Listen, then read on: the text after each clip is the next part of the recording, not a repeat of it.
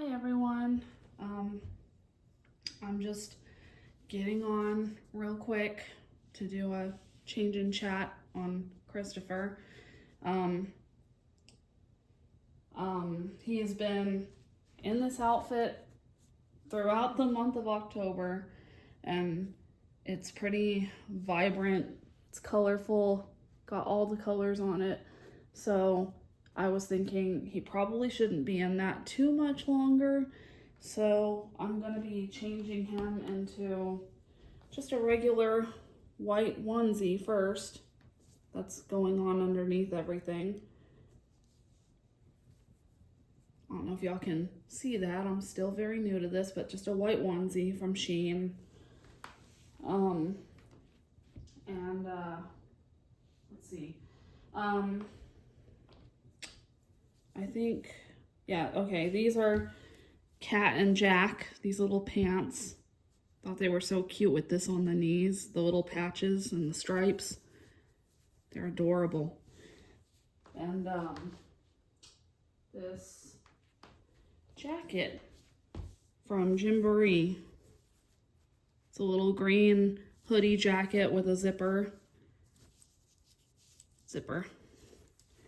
And it's got this cute turtle design on the inside, on the hood, and this little adorable little turtle with balloons embroidered on the front. And I'm swapping the mitts and the socks as well, as I always do. I think these are light green. I'm not entirely certain, but I think they are, so I think they'll go. And I don't have any green mitts, but I thought this would come pretty close. It's got green in the stripes. There's gray, white, green, and blue stripes on these, so I just thought that that would be the best pick. So what I'm gonna do is, since I have some issues moving around, since I have some issues with moving around, mobility, and I get kind of winded, I might talk right here on the video, but there's also probably going to be points where I might do voiceover. So just thought I'd let y'all know. Okay, let's see, okay,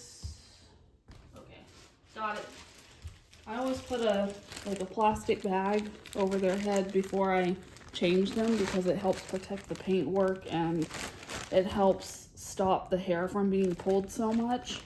So always gotta have that on hand. And I may show up on camera. I may end up showing my face. I don't know. But just in case, let's move this a bit closer.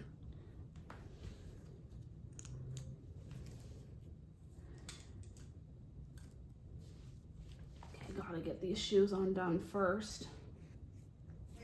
Also, my apologies, but you may hear people talking in the background.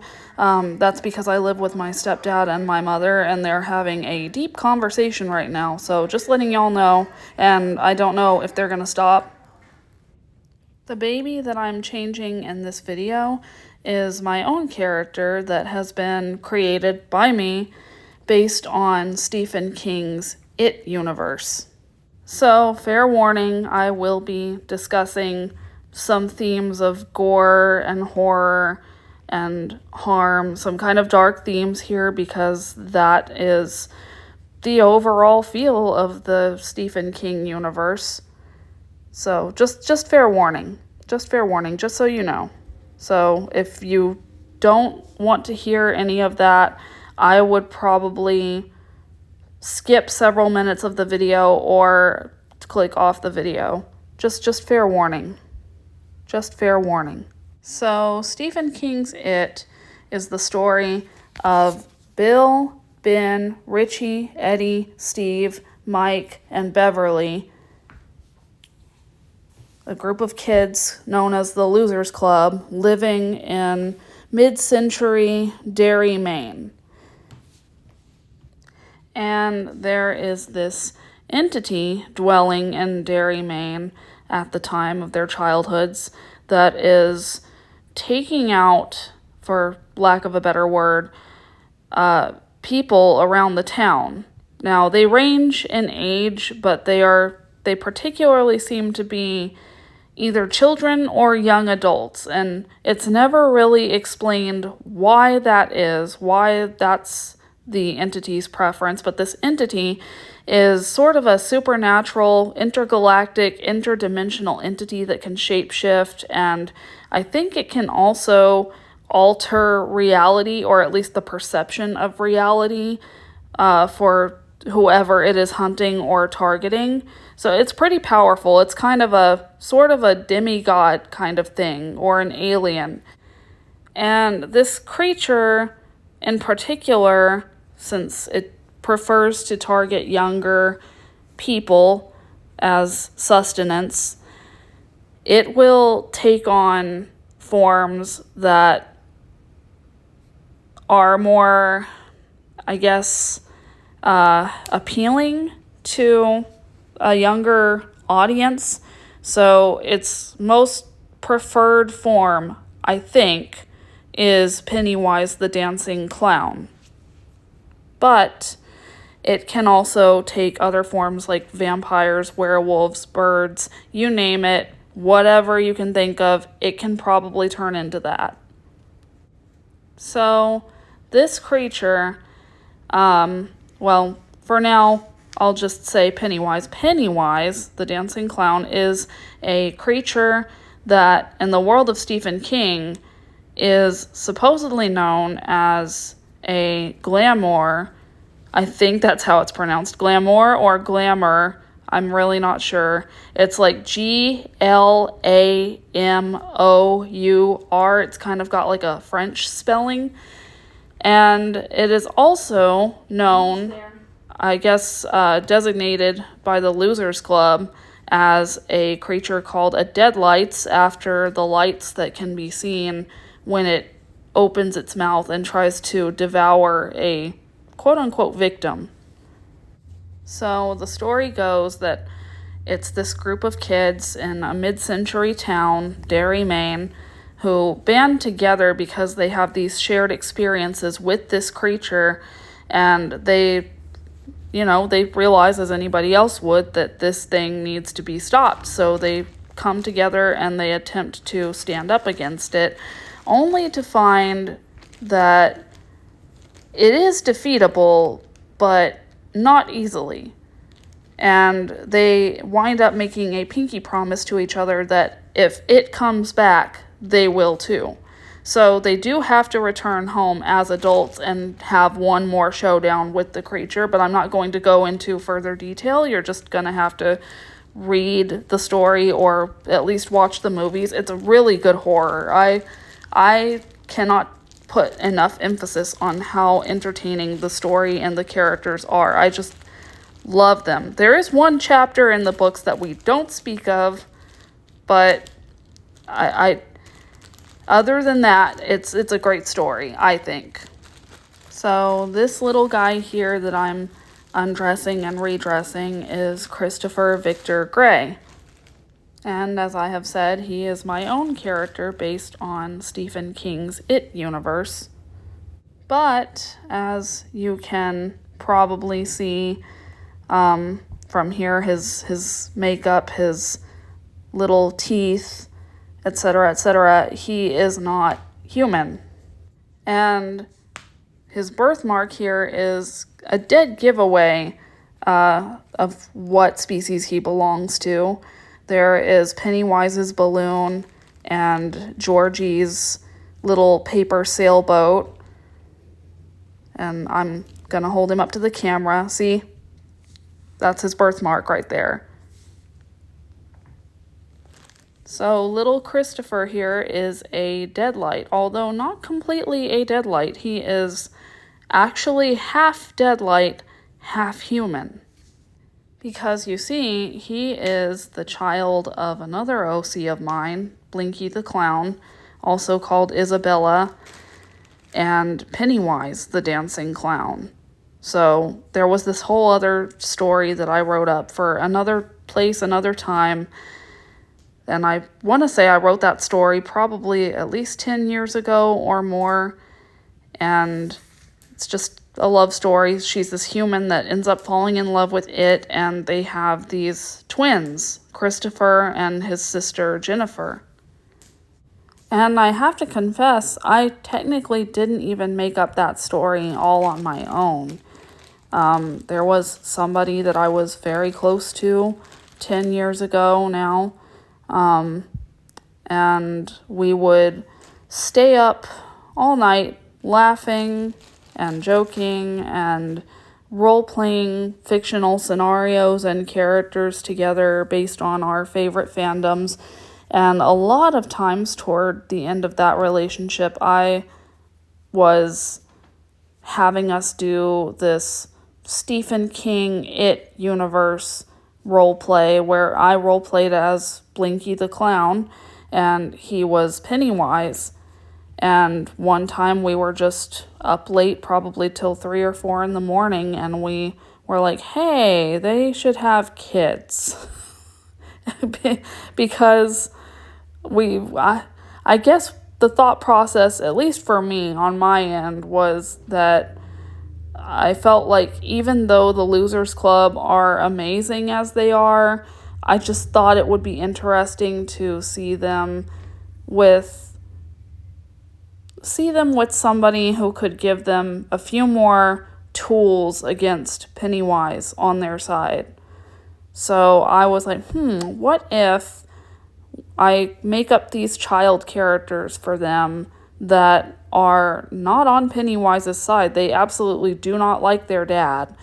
And they make friends with the Losers Club. So they were kind of the result of a late night role play with somebody that I used to be with. And they've just stuck around past that with me. And I kind of thought to myself, what else would Christopher in particular be able to do as part of the Losers Club? Like, yes, I already initially had the idea that he and his sister Jennifer would be able to give the Losers Club better tips on fighting against Pennywise, but there had to be more to it than that, because honestly, that there's more reason that the Losers Club comes together and sticks together other than just fighting Pennywise. They are legitimately friends that consider each other like extended family. So I was like, well, what could Christopher bring to the group besides just tips and tricks on how to defeat Pennywise?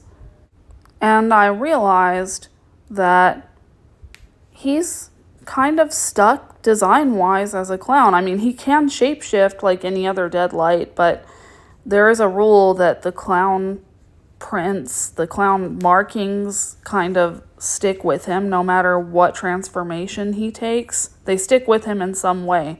Why? Because he's a halfling. He can't do a full 100% transformation. No, the transformations are more of like maybe a 90 to 95% transformation, and maybe he can't hold them as long as Pennywise can, or show them to as many different people at once as Pennywise can. So there's a limit to his power because he's a halfling.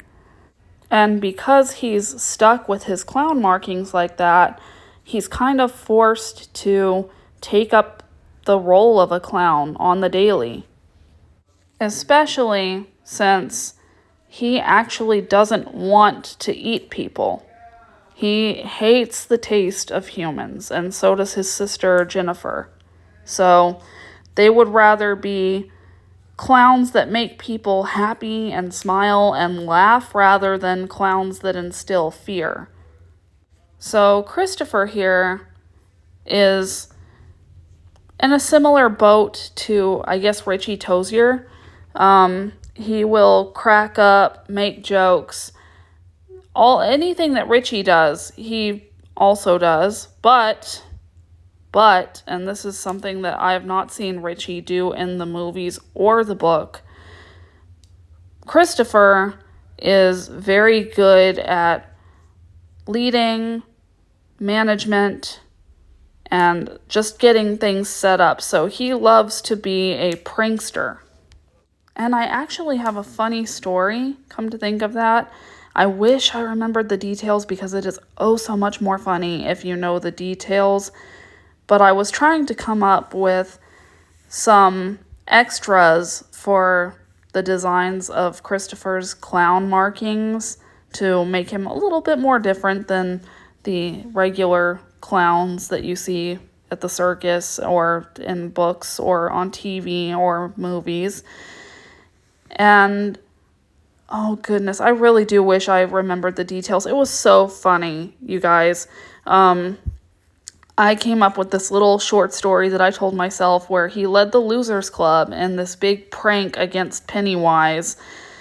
And it was like a Saturday morning cartoon. It was like I was imagining them like concocting this big elaborate plan and like flooding the sewer and like riding the water like it was surf, you know, they had like a raft or like a surfboard kind of thing and they were all on it, and Christopher was blaring the funniest music to go along with it. It was absolutely hilarious, and I came up with this line that he said that it pertained to the music, and it threw me for a loop so hard that I started laughing hard enough that tears started coming out of my eyes and streaming down my cheeks. And then after 5 more minutes of me still continuously laughing and having a hard time getting my breath back because of all the laughter, I realized that was it. He needed some little like laughter tears coming down out of the corners of his eyes, because I'd not really seen too many other clowns I have seen other clowns do tears as part of their makeup, but I've never really seen like laughter tears where it's like the tears are coming out, but the clown face paint is like a big smile. I've not seen that. So I was like, that's it. He has laughter tears from here on out. Best way to add to a character's design ever, because I was feeling so good after that. So that is what my fictional character, Christopher, here is like. He is a joker. He is a prankster. He loves puns. He loves hanging out with his human friends and his twin sister. But he does not like eating people, even if they are already filled with fear. And he completely and utterly disagrees with his father, Pennywise.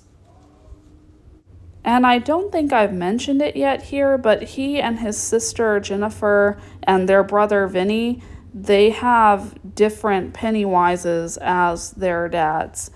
And Christopher in particular here, his dad is the 1990 Pennywise from the TV miniseries adaptation of It. And that Pennywise was played by Tim Curry. So I don't know if y'all can see that well in the video, especially since I don't hold him up to the camera that closely very often. But I actually was looking for a kit that resembled Tim Curry as a baby for him. So I looked and I looked and I looked and I kept looking some more. I think the search took several days until I finally found a kit, a Blink Reborn doll kit that resembled Tim Curry enough for my preferences for little Christopher here. And so he is the Joanna Kazmierzak Charlie kit. The Charlie kit by Joanna Kazmierzak. I don't know why I said it that other way. But yeah, I took one look at that kit and I thought, that looks like a little Tim Curry. So, but you never know, you know, you see the photos online and you think you see everything just fine, and then it's different in person. But when he arrived as a blank kit at my house after I purchased him from a lady on a website I'm not going to mention, he really did look like a tiny Tim Curry still, so I think I did pretty good on finding one. Now, the artist, though, was a lot tougher of a decision than the kit. I was quite surprised to find that there aren't really a whole lot of people who are crazy for horror movies and horror books and horror games in the reborn community. Now, I know there are others, but it's not as widespread as I thought it would be. And so I was going through pages and pages and pages and pages and pages and still more pages for about a week or more, looking for an artist who would be willing to not only paint just a clown, but who would be willing to paint a horror-inspired clown.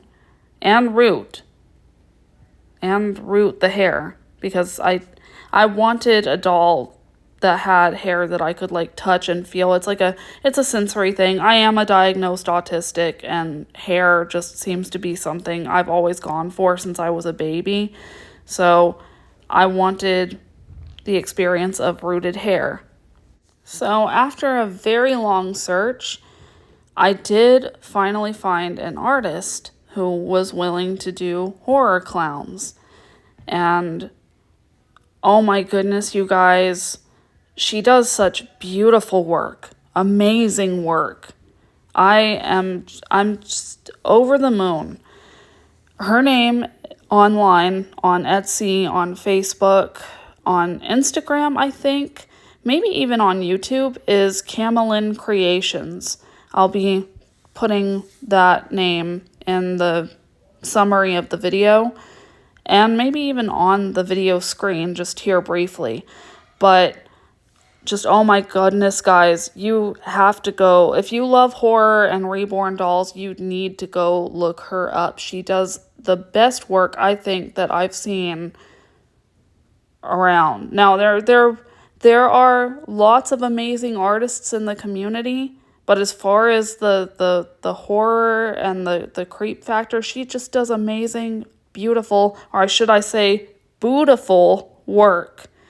So I chose her to create Christopher for me, and when I did, I sent her this artwork that I'm going to show on the screen, at least some of it. I sent her, I think, a couple of different pieces that I drew of Christopher, so she would have a reference to work with. So this was the character design that I came up with that I sent to her, that she then did for me on this Charlie kit here. And I don't know about you guys, but I think she did a really phenomenal job on him. I am in love with the two babies that I got from her, one of which is obviously Christopher. Now, that being said, if you had asked me more than a year or two ago, probably, if I would ever consider getting one of my own characters created as a reborn doll, I probably would have said no. I grew up, for some reason, not really liking my own characters. Like, I liked them to a small degree, but not that much. So I never saw myself getting my OCs done as reborn dolls, but getting little Christopher here and the other baby that I have from Camelin Creations, it's really changed my mind. Now they're almost all I want. Almost all I want now as far as my reborn dolls go. Anytime I get a custom, I really want my OCs done. I still want movie characters done like I originally did when I was much younger, but I'm much more excited to get my OCs in my collection now than I ever was before. And I have to say, having your character physically in your arms really builds more of an appreciation for them than I think you would get otherwise. But that might just be my own opinion.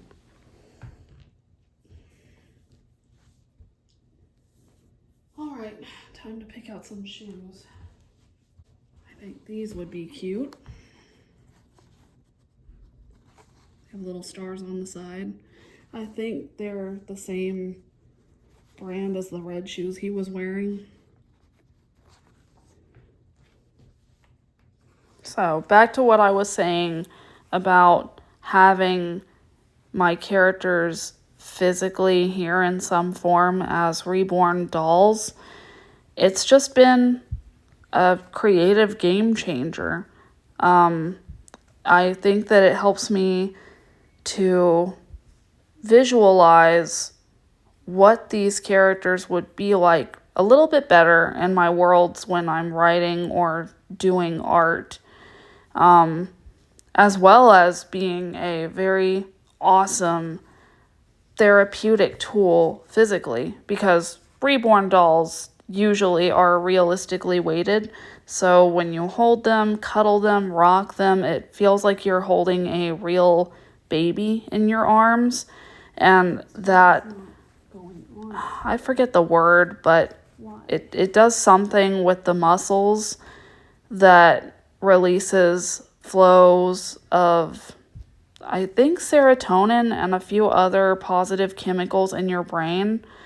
So yeah, it's very good for mental health all around physically. And then, of course, when it comes to the fictional stuff, that's a good mental exercise to get out whatever emotions I'm feeling, whatever trauma I've had, whatever anxiety I'm having. Those fictional worlds are a good way to deal with that and get that out on paper. And one really weird sounding and oddly specific way that helps me with my writing, at least of these characters and in their worlds, is when I take my reborns out with me to the stores. I actually take them out not for that, but instead because I have an anxiety disorder that I don't know if, when, or why it will strike.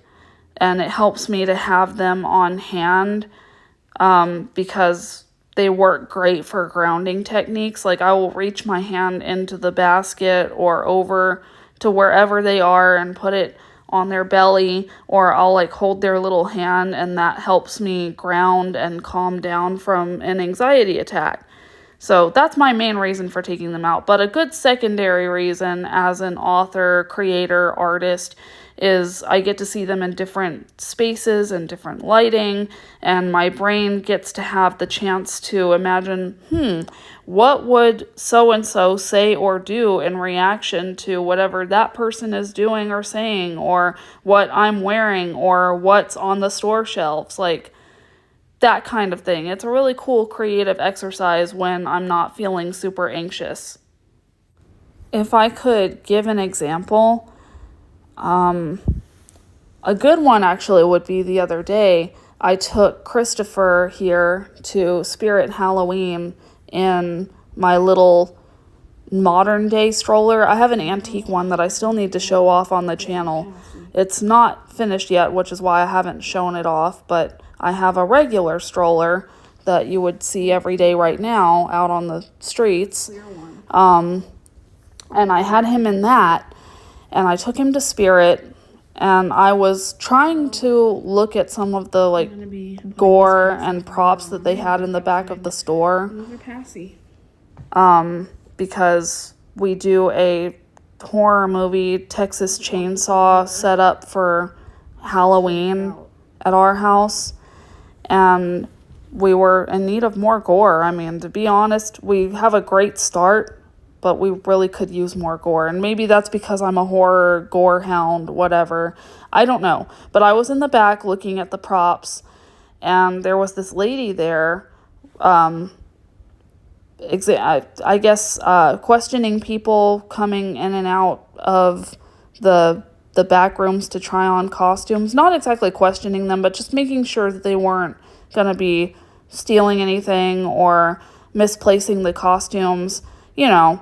And I pulled up closer to her because she was situated right in front of the little like haunted doll props and gore pieces, and I wanted a closer look.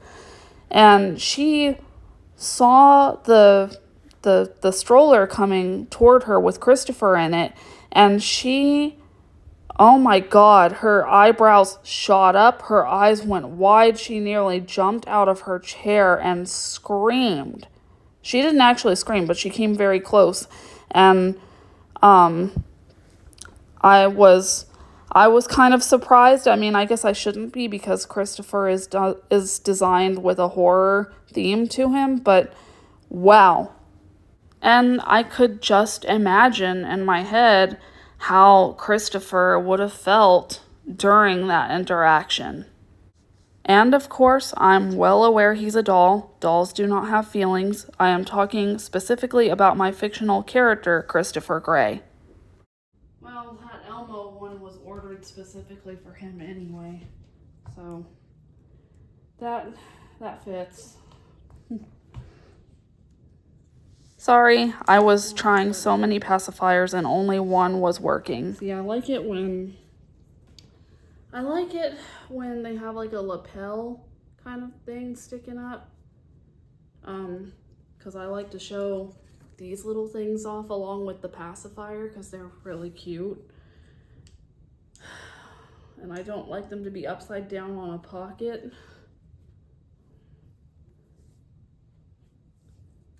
Because that has never worked out that well.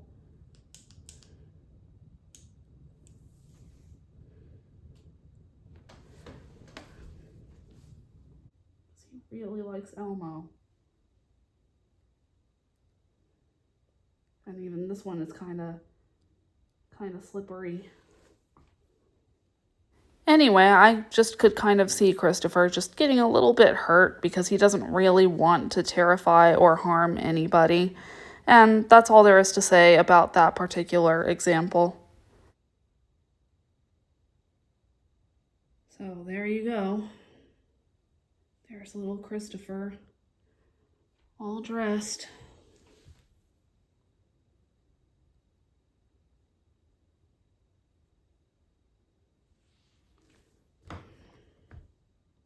So feel free to let me know what you think about my video, about my dolls, about my OC, about my creative processes, anything you want to talk about in the comments down below. I would love to read them. And please remember to leave a like and subscribe for more content. And I will see you in the next Dolly video.